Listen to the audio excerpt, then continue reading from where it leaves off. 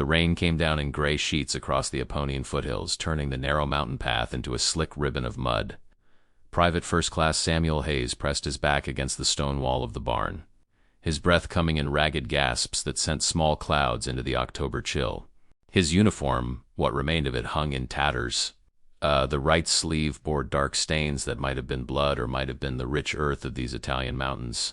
He couldn't remember anymore. 3 days. That was how long he'd been running. The explosion that scattered his platoon from the 92nd Infantry Division still echoed in his ears, a phantom sound that returned whenever he closed his eyes. One moment they'd been advancing through a chestnut grove near the Gothic line. The next the world had become fire and flying metal and screaming. When the smoke cleared, Samuel found himself alone, separated from his unit somewhere in the jumbled terrain between the Serchio Valley and the coastal mountains. He'd stumbled north, keeping to the high ground, moving by instinct more than design.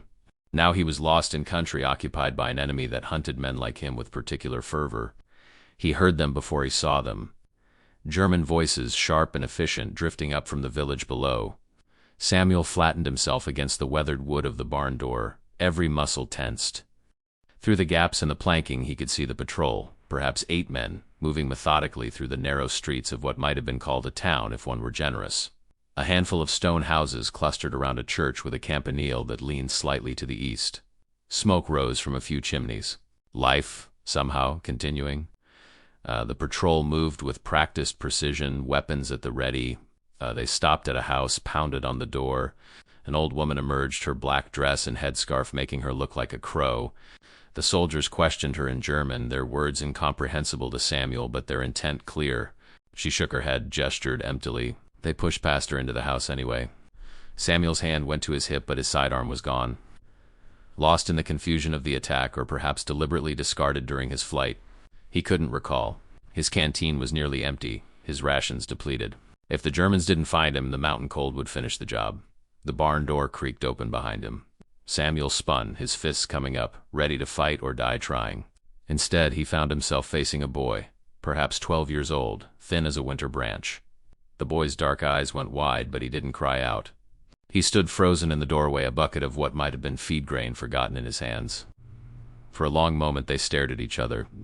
The boy looked at Samuel's face, darker than any he'd likely seen before. Looked at the torn American uniform, the exhaustion etched into every line. Looked at the desperation of a man with nowhere left to run. Below them the German voices grew louder.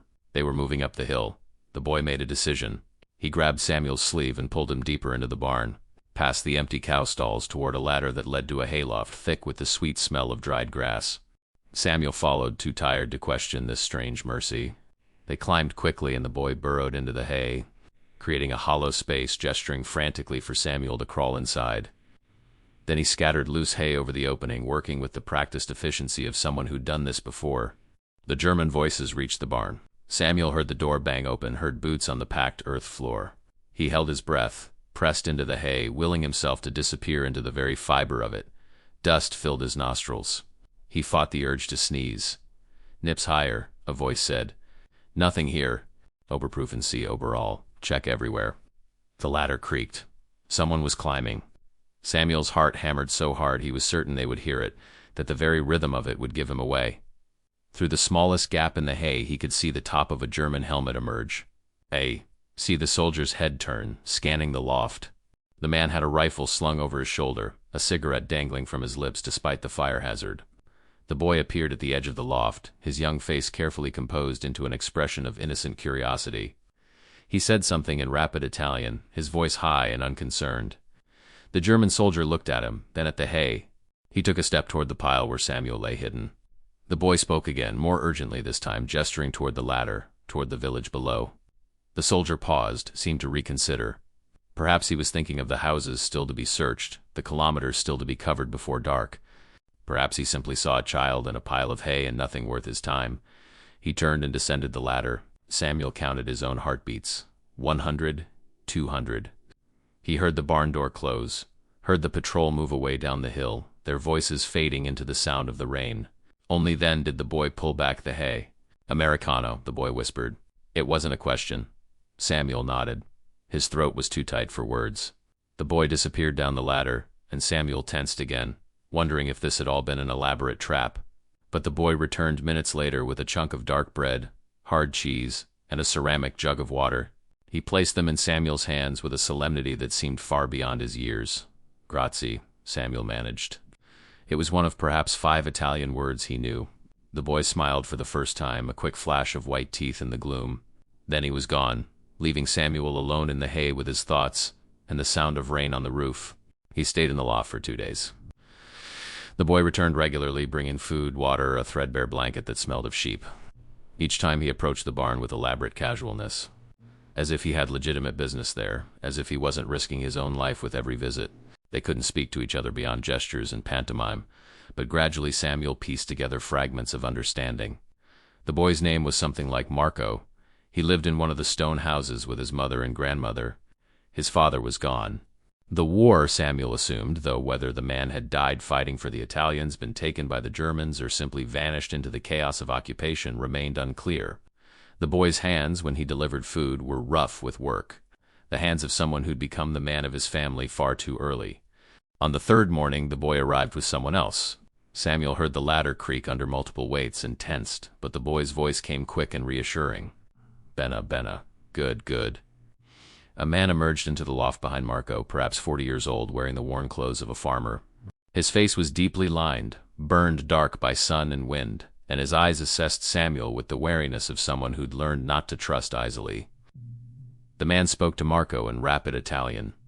The boy responded, gesturing at Samuel, at his uniform, at the tattered insignia still visible on his sleeve. The man studied Samuel for a long moment, then seemed to come to some internal decision. He beckoned. They descended from the loft, and Samuel followed on legs cramped from days of immobility. His body screamed protest with every movement. The man led them not out the front of the barn, but through a small door at the back, concealed behind old farming equipment. They emerged into morning mist so thick Samuel could barely see 10 feet ahead. The man moved through the fog with the confidence of someone who knew every stone and tree on this mountain. Samuel followed, Marco bringing up the rear. They climbed higher, away from the village, into terrain that grew progressively more rugged. The path, when it existed at all, was barely wider than a goat track. Twice they heard voices in the distance and froze, pressed against boulders or tree trunks, waiting for the danger to pass. After what felt like hours, they reached a farmhouse so remote it seemed to exist outside of time itself. Stone walls blackened with age, a roof of curved terracotta tiles. Windows with actual glass but wooden shutters closed against the world. Chickens scattered as they approached. A dog barked once, then recognized the man and fell silent. A woman stood in the doorway. She was younger than Samuel had expected, perhaps 30, wearing a faded dress and an apron stained with what might have been flour or might have been the accumulated evidence of a life lived at the margins of survival. Her dark hair was pulled back severely from her face, emphasizing the sharp angles of her cheekbones. She looked at Samuel, at his uniform, at his face, and her expression cycled through surprise, fear, and something else he couldn't quite identify. Resolve, perhaps. She spoke to the man in Italian, her words coming fast and urgent. He responded in tones that Samuel had heard before in other places, other circumstances. The voice of someone trying to convince, to reassure, to bridge the gap between what was wise and what was right. The woman looked at Samuel again, really looked at him this time, and he saw the moment when she made her choice. She stepped aside and gestured him into the house. And the farmhouse became his world.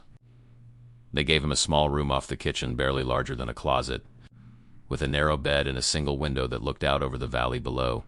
At night, when the blackout was complete and the only light came from the banked fire and the kitchen hearth, Samuel would sit at that window and watch the distant pinpricks of German patrols moving through the darkness like malevolent stars. The woman's name was Lucia. Her husband had been taken by the Germans after the armistice. She explained through elaborate gestures and the few English words Marco had picked up from somewhere. Taken to work, to die, the distinction seemed irrelevant. She lived here now with her sister Rosa, a woman even quieter than Lucia, who watched Samuel with eyes that seemed to see through to his bones. The man who'd brought Samuel to the house was Lucia's brother, Pietro. He came and went with a regular frequency, appearing from the mountains with news, supplies. Sometimes other men who spoke in whispers and handled weapons with casual familiarity. Partisans, Samuel realized. The resistance. The family fed him from their own meager stores, bread and polenta, sometimes an egg, rarely a scrap of meat that Samuel suspected they'd saved from their own portions. He tried to refuse, understanding the sacrifice, but Lucia would have none of it. She pushed the food into his hands with a fierceness that brooked no argument, and he learned to accept what was offered. Days blended into one another, marked only by the changing quality of light and the rhythm of the household. Samuel helped where he could, hauling water from the spring, splitting wood for the fire, mending things that had broken and been set aside for some future attention that war made impossible. His hands, accustomed to handling rifles and digging foxholes, learned different skills. How to coax reluctant chickens to lay, how to patch a roof against the coming winter, how to work without making unnecessary noise. He thought often about his unit, about the men he'd served with in the 92nd, about Corporal Washington, who'd shared his last cigarette the night before the attack, about Private Thomas, barely 18, who'd received a letter from his mother the day they'd moved up to the line and had read it aloud to anyone who would listen. His voice thick with homesickness. Were they dead? Captured? Still fighting somewhere in these endless mountains? And he thought about home, about Alabama and the strange contradiction of fighting for a country that had never quite decided what to do with men who looked like him. His mother's letters, when they'd reached him at all, had spoken of the WWII campaign, of victory abroad and victory at home. Sitting in this remote Italian farmhouse, hidden from an enemy that hunted him because of the uniform he wore, protected by strangers who risked everything simply because it was right, Samuel wondered which victory mattered more. The Germans came to the farm on a morning in late October. Samuel was in the small storage cellar behind the house, a space barely large enough for a man to crouch in, when he heard the vehicles. Lucia had hurried him there at the first sound of engines on the mountain road, her face tight with fear. She'd pulled a false wall of barrels and crates into place, concealing the entrance, then disappeared. He heard boots on the floor above, heard furniture being overturned, heard the harsh questions in German and Lucia's responses in Italian, her voice steady despite what must have been terror. They were searching for someone, him or others like him, men who'd slipped through their fingers, who refused to be rounded up and disappeared into the maw of camps and death that consumed enemies of the Reich. A crash, breaking glass. Rosa's voice raised in protest or pain, he couldn't tell. Samuel's hands clenched into fists. Every instinct screamed at him to do something, to fight, to not let these women suffer for his presence. But movement would doom them all. Staying hidden, staying silent, that was the only gift he could offer. The search lasted an eternity measured in heartbeats. Finally, the boots retreated, the engine started, the sound faded down the mountain. Samuel counted to 1,000 before he dared to move the barrels aside to emerge into the house. The kitchen was destroyed. Chairs overturned, dishes shattered, the precious stores of food scattered across the floor. Lucia stood in the center of the wreckage, her arms wrapped around herself, her face pale but composed. Rosa sat at the table, a cloth pressed to her temple where blood seeped from a cut. She'd been struck, Samuel realized. The Germans had hit her. He opened his mouth to apologize, to beg forgiveness, to say something, anything. But Lucia cut him off with a sharp gesture. She began to clean up, her movements methodical, and after a moment Rosa joined her.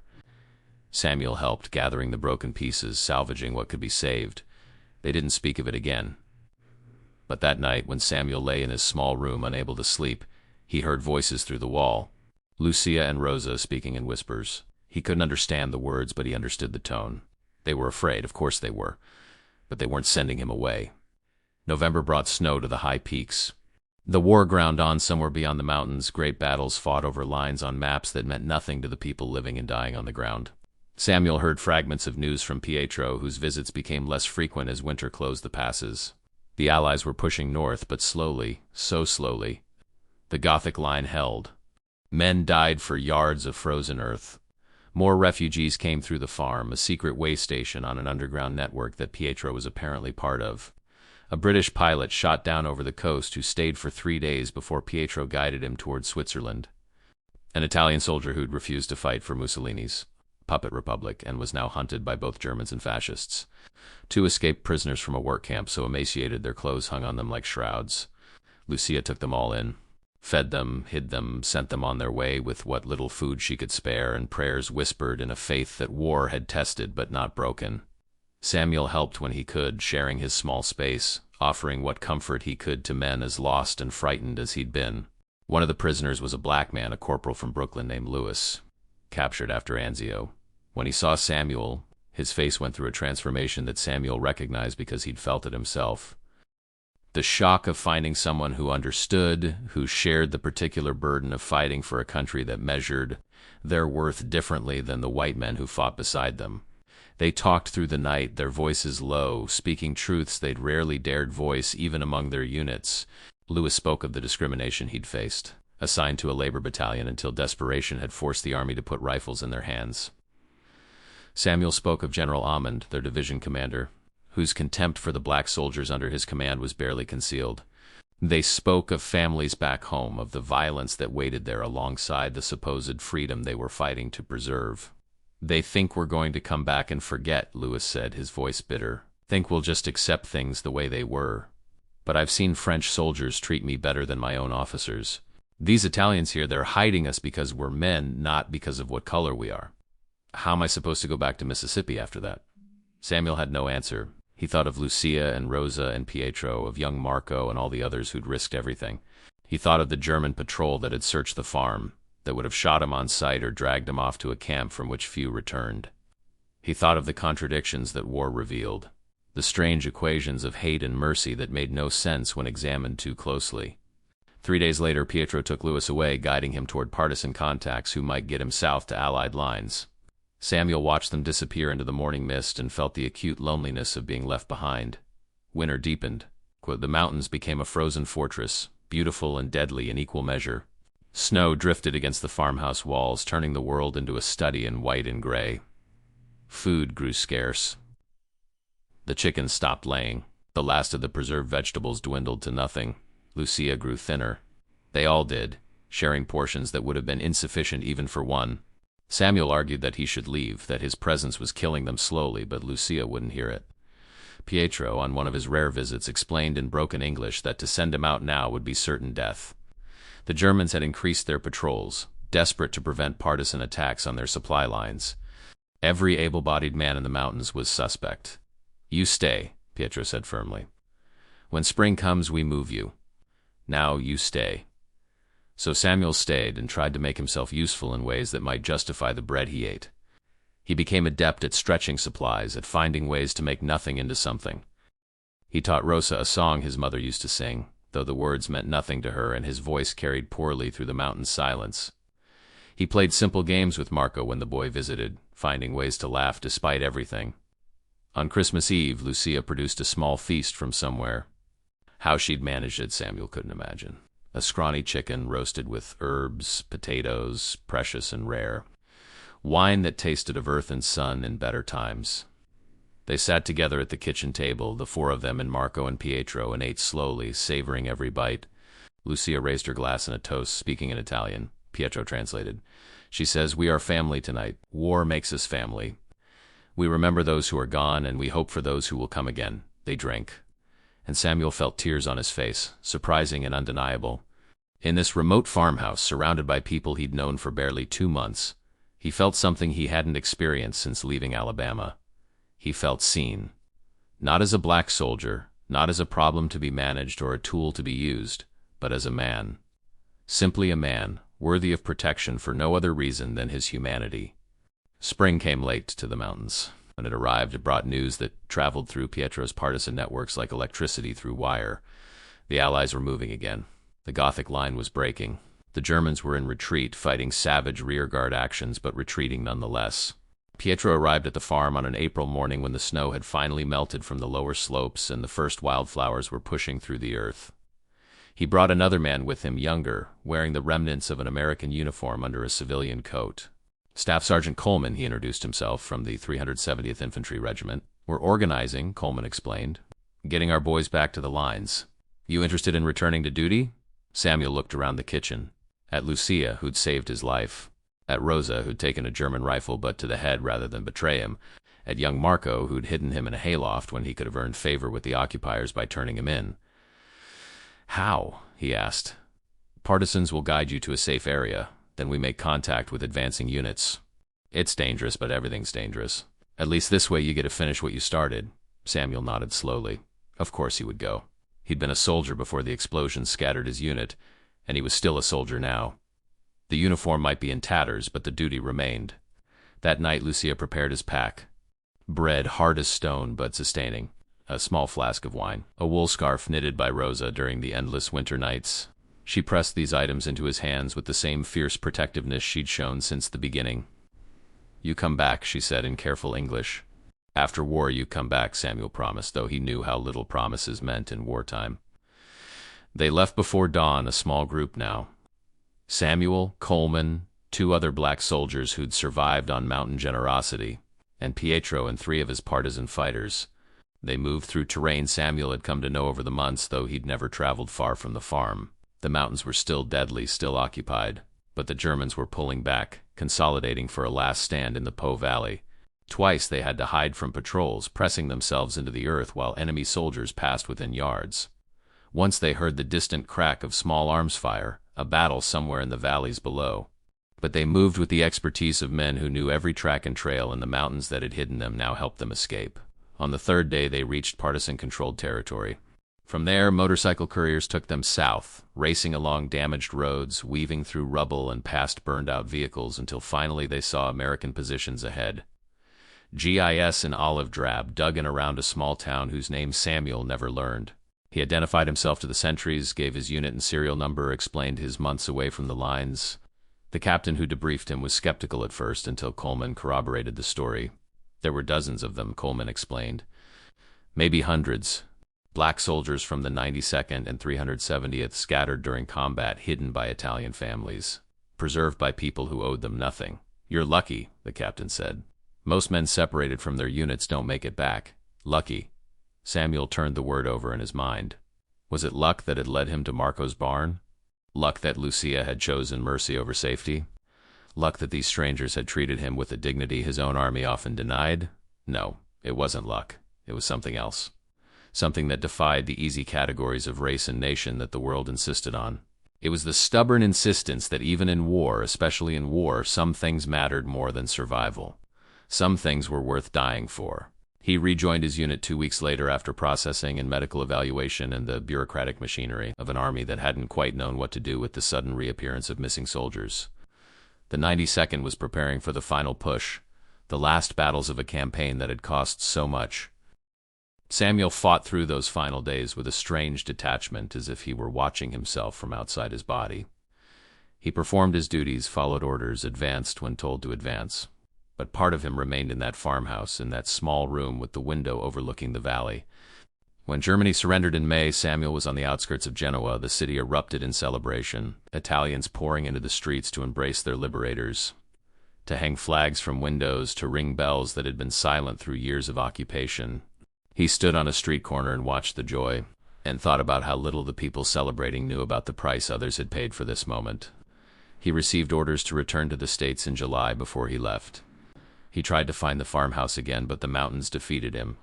Everything looked different without the fear, without the urgency. Pietro had vanished back into the partisan networks that were already beginning to dissolve. Marco and his mother were nowhere to be found. The village with the leaning campanile might have been one of a dozen similar villages scattered through the hills. He left Italy with Rosa's scarf packed carefully in his duffel, with Lucia's face imprinted in his memory, with the taste of that Christmas Eve meal still somehow present on his tongue. He left carrying a truth that few would believe and fewer would understand.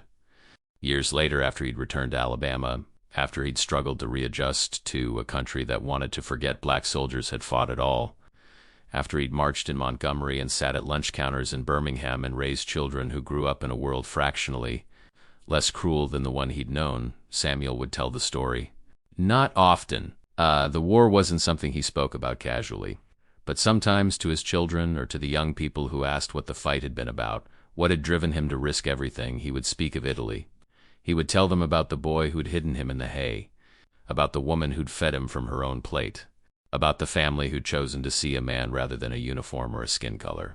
He would tell them that in the mountains of northern Italy, people who had every reason to look away had instead looked closer, that in the midst of the worst humanity could devise, there were still those who insisted on being human. They didn't know me, he would say. Didn't know anything about segregation or the Jim Crow South or what it meant to be black in America. They just knew I was running and someone was hunting me, and that was enough. That was all they needed to know. His children would ask if he ever found them again, if he ever returned to thank them. He would shake his head. He'd tried through the Red Cross and veterans organizations and letters that went unanswered. The war had scattered people like leaves before a storm.